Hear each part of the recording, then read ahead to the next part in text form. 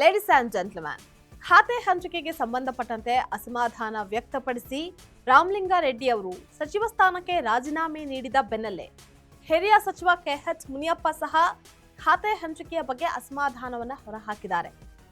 ಪ್ರತಿಭಟನೆ ಮಾಡುವುದಾಗಿಯೂ ಎಚ್ಚರಿಕೆಯನ್ನು ನೀಡಿದ್ದಾರೆ. ಅಷ್ಟಕ್ಕೂ ಕೆಎಚ್ ಮುನಿಯಪ್ಪ ರಾಜೀನಾಮೆ ನೀಡ್ತೀನಿ ಅಂತ ಹೇಳ್ತಾ ಇರೋದು ಯಾಕೆ? ಈ ಹಿಂದೆ ಅವರಿಗೆ ನೀಡಿದಂತಹ ಖಾತೆ ಯಾವುದು, ಈಗ ನಿರೀಕ್ಷೆ ಇಟ್ಕೊಂಡಿದ್ದಂತಹ ಖಾತೆ ಯಾವುದು, ಇದೆಲ್ಲದರ ಕಂಪ್ಲೀಟ್ ಡೀಟೇಲ್ಸ್ ಅನ್ನ ನೋಡ್ತಾ ಹೋಗೋಣ. ವೀಕ್ಷಕರೇ, ನೆಲ ಜಲ ಭಾಷೆಗಾಗಿ ಪ್ರಾಮಾಣಿಕ ಪತ್ರಿಕೋದ್ಯಮ. ನೀವು ನೋಡ್ತಾ ಇದ್ದೀರಾ ಫೋಕಸ್ ಟಿವಿ. ನಾನು ನಿಶ್ಚಿತ.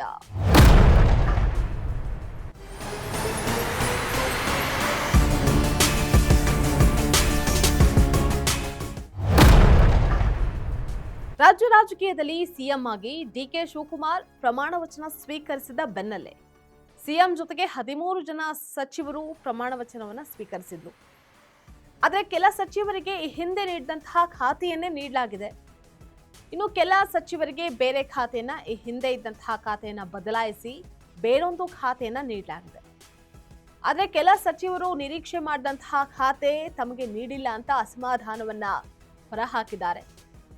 ರಾಮಲಿಂಗಾರೆಡ್ಡಿ ತಮ್ಮ ಸಚಿವ ಸ್ಥಾನಕ್ಕೆ ರಾಜೀನಾಮೆ ನೀಡಿದ್ರೆ, ಇತ್ತ ಕೆಎಚ್ ಮುನಿಯಪ್ಪ ಕೂಡ ರಾಜೀನಾಮೆ ನೀಡುವುದಾಗಿ ಅಸಮಾಧಾನ ಹೊರಹಾಕಿದ್ದಾರೆ. ಇವತ್ತು ಇನ್ನು ಇದೇ ವಿಚಾರಕ್ಕೆ ಸಂಬಂಧಪಟ್ಟಂತೆ ಅವರು ದೇವನಹಳ್ಳಿಯಲ್ಲಿ ಮಾಧ್ಯಮದೊಟ್ಟಿಗೆ ಮಾತನಾಡಿದ್ರು.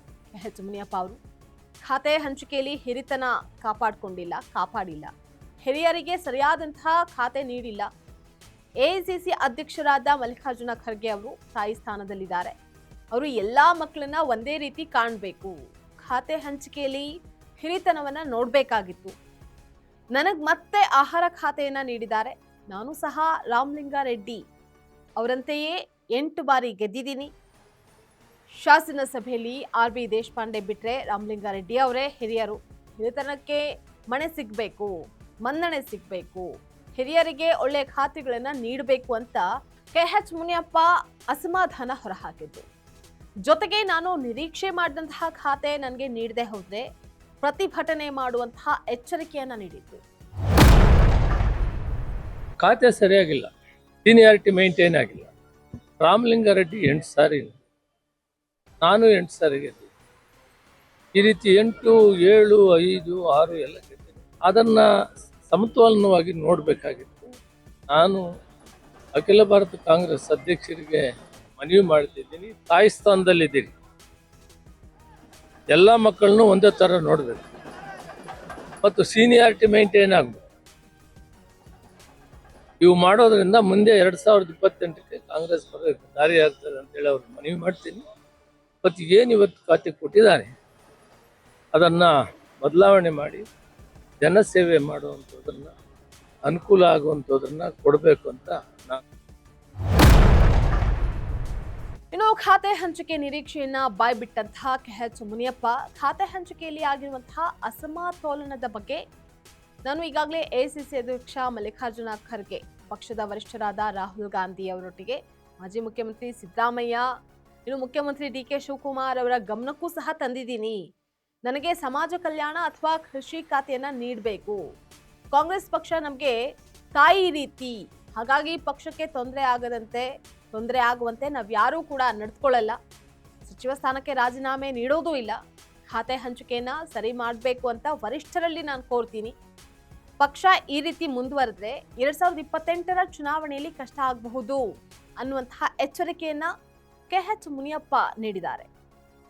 ಖಾತೆ ಹಂಚಿಕೆ ವಿಚಾರದಲ್ಲಿ ಅಸಮಾಧಾನ ಸ್ಫೋಟ ಆಗಿರುವಂತಹ ಬೆನ್ನಲ್ಲೇ ರಾಜ್ಯ ಕಾಂಗ್ರೆಸ್ ಉಸ್ತುವಾರಿ ರಣದೀಪ್ ಸಿಂಗ್ ಸುರ್ಜೇವಾಲಾ, ಮಾಜಿ ಮುಖ್ಯಮಂತ್ರಿ ಸಿದ್ದರಾಮಯ್ಯ, ಇನ್ನು ಉಪಮುಖ್ಯಮಂತ್ರಿ ಡಾಕ್ಟರ್ ಜಿ ಪರಮೇಶ್ವರ್, ಸಚಿವರಾದ ಕೆಜೆ ಜಾರ್ಜ್, ಇನ್ನು ಕೆಎಚ್ ಮುನಿಯಪ್ಪ ಇವರುಗಳು ಸಭೆಯನ್ನ ಸಹ ನಡೆಸಿದ್ದಾರೆ. ಬೆಂಗಳೂರಿನ ಖಾಸಗಿ ಹೋಟೆಲ್ನಲ್ಲಿ ನಡೆದಂತಹ ಸಭೆಯಲ್ಲಿ ಹಿರಿಯ ಸಚಿವ ರಾಮಲಿಂಗಾರೆಡ್ಡಿ ಅವರ ರಾಜೀನಾಮೆ, ಖಾತೆ ಹಂಚಿಕೆಯಲ್ಲಿ ಹಿರಿಯರ ಕಡೆಗಣನೆ ಎಲ್ಲದರ ಬಗ್ಗೆಯೂ ಕೂಡ ಮಹತ್ವದ ಚರ್ಚೆಯನ್ನ ನಡೆಸಿದ್ದಾರೆ. ರಾಜ್ಯದಲ್ಲಿ ಡಿಕೆ ಶಿವಕುಮಾರ್ ನೇತೃತ್ವದಲ್ಲಿ ಸಚಿವ ಸಂಪುಟ ಖಾತೆ ಹಂಚಿಕೆಯ ನಂತರ ನಡೆದಿರುವಂತಹ ಬೆಳವಣಿಗೆಗಳ ಬಗ್ಗೆ ಈ ಎಲ್ಲಾ ನಾಯಕರು ಚರ್ಚೆ ನಡೆಸಿದ್ರು ಅಂತ ಹೇಳಲಾಗಿದೆ. ಎಲ್ಲ ಬೆಳವಣಿಗೆಗಳನ್ನ ವರಿಷ್ಠರ ಗಮನಕ್ಕೆ ತಂದು ಎಲ್ಲವನ್ನ ಸರಿಪಡಿಸುವಂತಹ ಮಾತುಗಳನ್ನ ಸುರ್ಜೇವಾಲಾ ಅವರು ಈ ಸಭೆಯಲ್ಲಿ ಹೇಳಿದ್ದಾರೆ.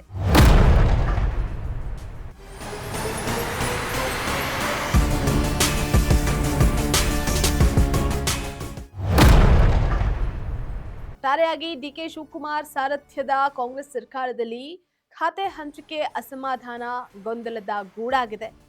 ನಿರೀಕ್ಷಿಸಿದಂತಹ ಖಾತೆ ನೀಡದ್ದಕ್ಕೆ ಸಚಿವರು ರಾಜೀನಾಮೆಗೆ ಮುಂದಾಗಿದ್ದಾರೆ. ಮುಂದೆ ಕಾಂಗ್ರೆಸ್ನಲ್ಲಿ ಸಚಿವರು ನಿರೀಕ್ಷೆ ಮಾಡಿದಂತಹ ಖಾತೆಯನ್ನ ಕೊಡ್ತಾರಾ ಅಥವಾ ರಾಜೀನಾಮೆಯನ್ನ ಅಂಗೀಕರಿಸಿ ಸುಮ್ಮನಾಗ್ತಾರಾ ಅನ್ನುವಂಥದ್ದನ್ನ ಕಾದ್ ನೋಡ್ಬೇಕಾಗಿದೆ. ಇದಾಗಿತ್ತು ಈ ಕ್ಷಣದ ಪೊಲಿಟಿಕಲ್ ಅಪ್ಡೇಟ್. ನೆಲ ಜಲ ಭಾಷೆಗಾಗಿ ನೋಡ್ತಾ ಇರಿ ಫೋಕಸ್ ಟಿವಿ.